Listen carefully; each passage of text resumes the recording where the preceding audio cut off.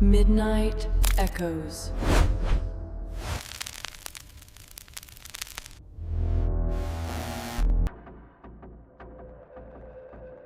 Last December, I was a mess.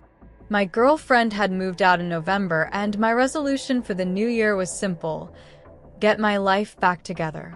I was trying to be positive, posting about fitness, and organizing my small apartment on social media.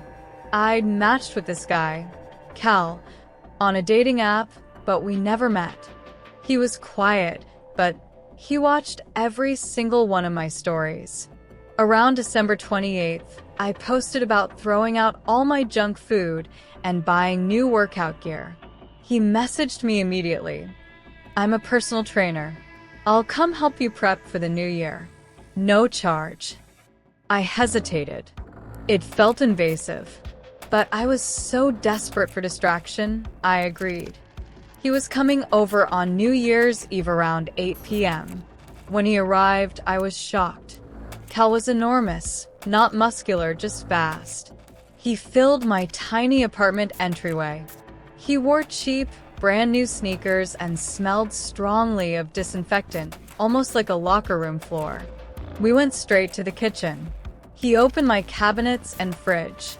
This is where it got weird. He didn't just look. He touched everything. He pulled out a bottle of olive oil and said, "This is too refined. Bad for digestion." He took my supplement shelf and sniffed every single bottle, my vitamins, my protein powder, even the prescription meds I kept for my back. He'd look me in the eye and say, "We need to eliminate the toxins."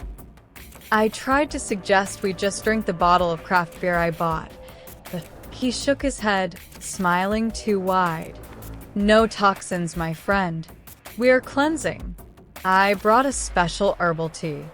He went to the stove and, without asking, put a kettle on. He was moving around my kitchen like he lived there. The entire time, he stood so close to me that I could feel the heat radiating off him. He poured the tea. It tasted earthy and bitter. After the first few sips, my head felt cloudy, and the disinfectant smell seemed to be getting stronger, filling the whole room. I sat on the couch, watching him meticulously wipe down my countertops, a cleaning frenzy. I blinked, and when I opened my eyes, he was gone. I stumbled up, calling his name. The front door was shut and locked. I checked my phone. 1:30 a.m. Hours had passed. The apartment was immaculate, cleaner than it had ever been. I felt drugged, moving slowly. My first thought was my wallet. It was there. My TV and laptop? Still there. Then I went back to the kitchen. The cabinets were closed, but something was off. I checked my supplement shelf. Every bottle, my pain relievers, my focus meds, even the cheap melatonin I used was gone. Cleaned out. I checked the trash bin. It was empty. He didn't just clean up the tea. He cleaned out the toxins, and they were all mine. The next morning, his profile was gone. I realized he wasn't there to help me with my resolutions. He was there to steal a specific inventory, my controlled substances, while making me too groggy and terrified to fight back. He was the most invasive, unsettling thief I have ever encountered. This happened when I was about 8 years old. It was Easter Sunday, and my parents were hosting our annual family brunch.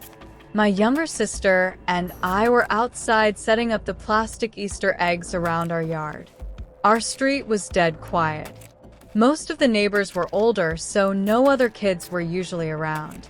Our dad was busy inside starting the grill, and our mom was rushing around in the kitchen. As we were hiding the last few eggs, a large, older man walked up our driveway. He was dressed in a very worn, oversized brown bunny costume, the kind with floppy ears and sad, matted fur. He carried a small wicker basket. He smiled widely and said, "Hello there. I'm the Easter Bunny's assistant." Looks like you two need some help hiding these. I was 8, and I knew the Easter Bunny wasn't real, but this felt different. He was a distraction. I told him politely that we were done, but he just stepped past us, moving toward the side yard, which was mostly obscured by thick hedges. He spoke with an oddly high-pitched, insistent voice. Nonsense. A good hunt needs special eggs. I have some very expensive chocolate eggs only for the smartest children. He tried to hand my little sister a very dark, unwrapped chocolate egg. She refused, clutching my arm. I told him firmly, "Sir, my parents are inside. You need to leave." The smile vanished. The voice dropped to a low, cold demand. Use a deep, unnatural TDS pitch. I know your parents aren't watching. I saw them through the window. Now go get them. He pointed deep into the dark hedges where the neighbor's property began. Go hide these 3 special eggs. No one can see you. Go now. I was terrified. I knew the tone was wrong. I looked at the house. The back door was open to the kitchen. I didn't run. I did the first thing I thought of to create noise and draw attention. I screamed, "Dad, he's eating the eggs." The man in the bunny suit froze. He dropped the basket. He turned and, in a flash of brown matted fur, sprinted down our driveway and disappeared down the street faster than any person in that costume should have been able to run. My dad burst out of the back door, spatula in hand, looking confused. We pointed toward the street. My father called the police, but of course, they found nothing. What haunts me is what the police found in the wicker basket he dropped. It wasn't full of chocolate. It was filled with cheap rope, a roll of duct tape, and a small, dirty piece of cloth saturated with a pungent chemical smell. That man wasn't there to help with the hunt.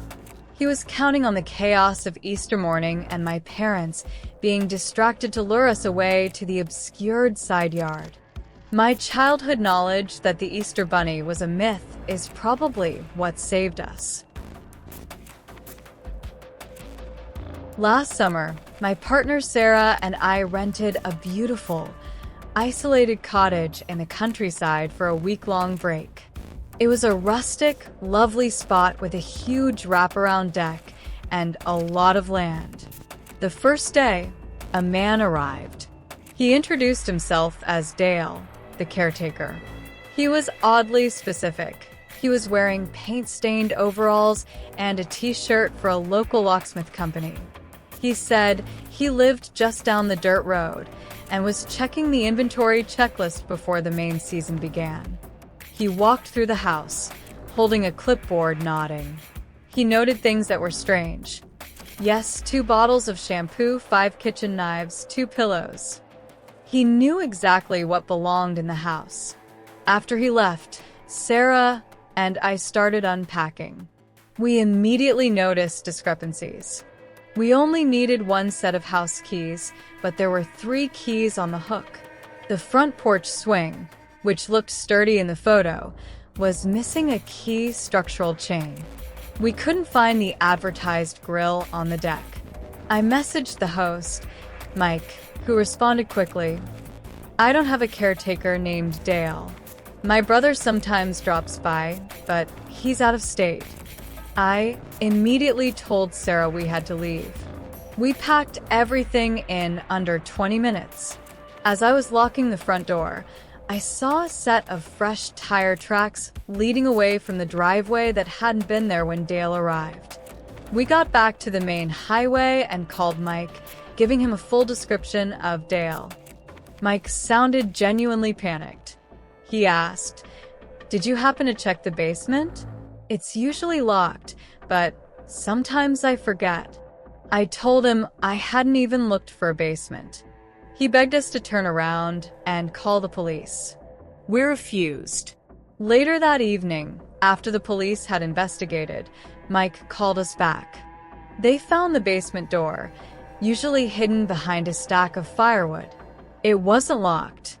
Inside, the basement was dusty and empty, except for a small, meticulously organized section.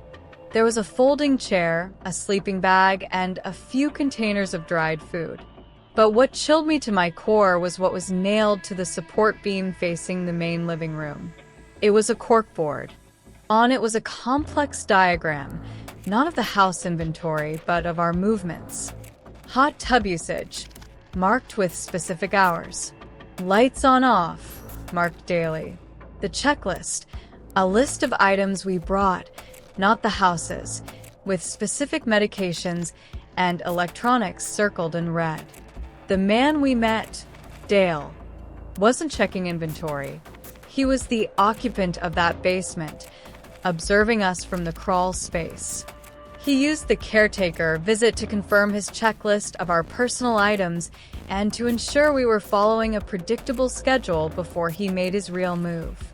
The image of the folding chair pointed directly at the floorboards above our living room still makes me feel physically sick.